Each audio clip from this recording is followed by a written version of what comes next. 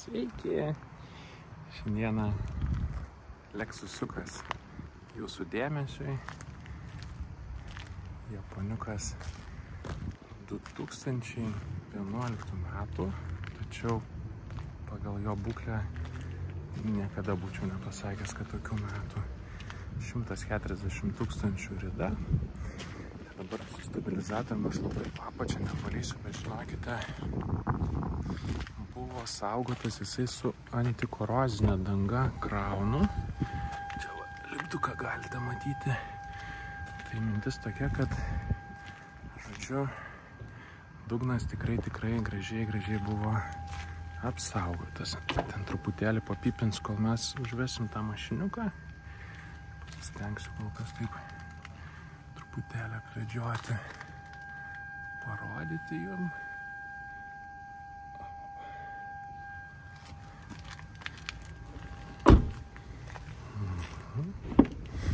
Rida 140, galinės kameros, parktronikai tiek gale, tiek priekyje, bagažiniukas, hatchbackiškas, rytinė kavytė.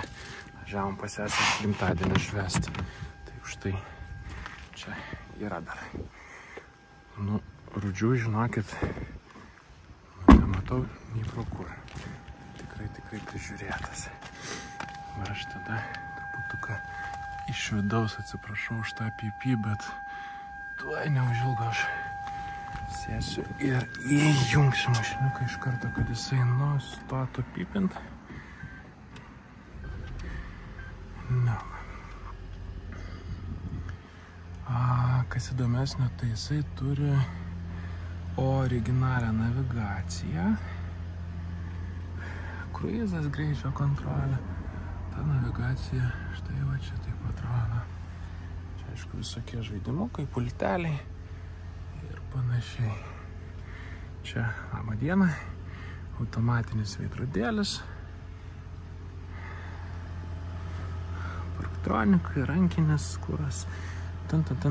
Aš tada noriu ką padaryti, aš noriu atidaryti variklio skyrių.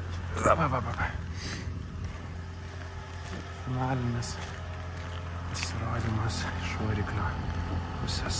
Klausykit, man kaip visada su kamera labai gerai sekasi atidarinėti.